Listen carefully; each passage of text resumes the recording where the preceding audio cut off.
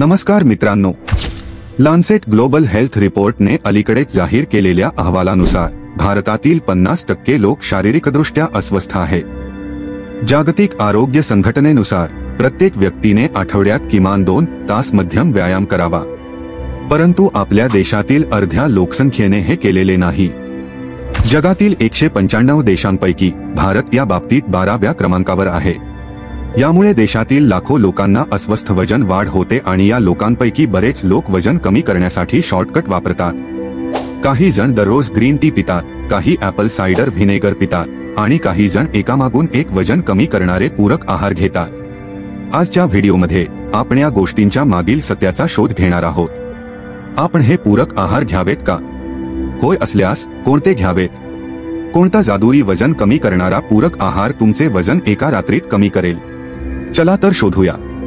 Junk food and obesity. Junk food म्हणजे अशा अन्नाला म्हणतात ज्यात भरपूर प्रमाणात साखर, मीठ किंवा चरबी असते। हे आपल्या आरोग्यास हानिकारक असते। पण जंक फूडचे आर्थिक मूल्य काय आहे हे तुम्हाला माहित आहे का? फॉर्च्यून बिझनेस इनसाइट्स 2020 नुसार या जंक फूड उद्योगाचे जागतिक बाजार आकार $862 अब्ज आहे।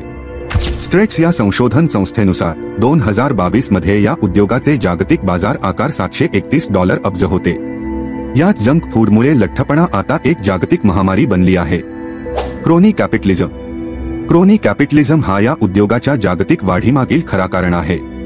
एकीकडे हे संकट निर्माण करते आणि दुसरीकडे हे समाधान देतात। प्रथम लोकांना जंक फूड खायला घालून पैसा कमवतात आणि जेव्हा लोकांना यामुळे लठ्ठपणा होतो तेव्हा ते वजन कमी करणारे उत्पादन विकून पैसा कमवतात।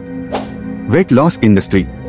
फॅक्ट्स अँड फॅक्टर्स संशोधनानुसार 2021 मध्ये जागतिक वजन कमी करणाऱ्या आणि वजन व्यवस्थापन उद्योगाचे बाजार आकार $224 अब्ज आहे। मार्केट रिसर्च बीज नुसार 2022 मध्ये या उद्योगाचे बाजार आकार $260 अब्ज होते। या अहवालात वजन कमी करण्याच्या उद्योगाचे 3 श्रेणी विचारात घेतल्या होत्या। प्रथम, आहार, ज्यात पूरक आहार आणि उत्पादनांचा समावेश होतो। दुसरे, फिटनेस उपकरणे आणि शस्त्रक्रिया उपकरणे। आणि तिसरे, सेवाए, ज्यात फिटनेस सेंटर, जिम आणि ऑनलाईन वजन कमी करण्याच्या प्रोग्राम्सचा समावेश होतो। Dietary supplements versus medical drugs. ह्या औषधांमध्ये आणि अशा उत्पादनांमध्ये सर्वात मोठा फरक म्हणजे ह्या औषधांना मेडिकल ड्रग्स म्हणून वर्गीकृत केले जाते आणि या उत्पादनांना डायटरी सप्लिमेंट्स म्हणून वर्गीकृत केले जाते। एका उत्पादनाला मेडिकल ड्रग म्हणून वर्गीकृत होण्यासाठी अनेक फेयांच्या चाचण्या आणि परीक्षणे पास करावी लागतात। रेग्युलेटरी चेक्स असतात, पण डायटरी सप्लिमेंट्ससाठी इतके नियम नाहीत। अशा कंपन्या त्यांच्या स्वतःच्या अभ्यासाचा दाखला देतात आणि त्यांच्या उत्पादनाच्या सुरक्षिततेची खात्री देतात। Misleading claims.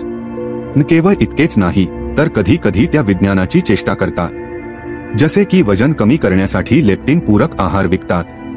हे खूप गुंतागुंतीचे वाटते। तुम्ही गुगलवर लेप्टिन शोधल्यास तुम्हाला आढळेल की लेप्टिन हा एक हार्मोन आहे जो आपल्या चरबीच्या पेशींमध्ये असतो।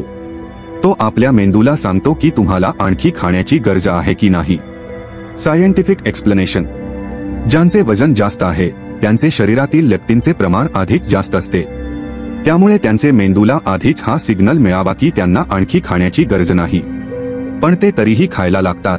ते हंग्री असतात का? कारण शरीर लेप्टिन प्रतिरोध विकसित करते। The reality of supplements. वजन कमी करणारे पूरक आहार जसे की फॅट बर्नर्स, फॅट बाइंडर्स आणि हिरव्या चहा किंवा हिरव्या कॉफीचे पूरक आहार कधीही तुमचे वजन जादूने कमी करू शकत नाही।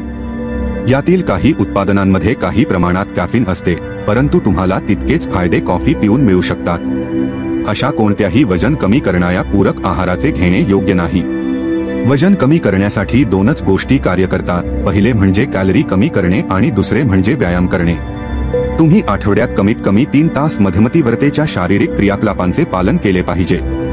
आणि असे माहितीपूर्ण व्हिडिओ पाहण्यासाठी आमच्या YouTube चॅनलला सबस्क्राईब अँड शेअर करायला विसरू नका। आणि तुम्हाला कोणत्या विषयावरचा व्हिडिओ पाहायला आवडेल कमेंट करून नक्की सांगा।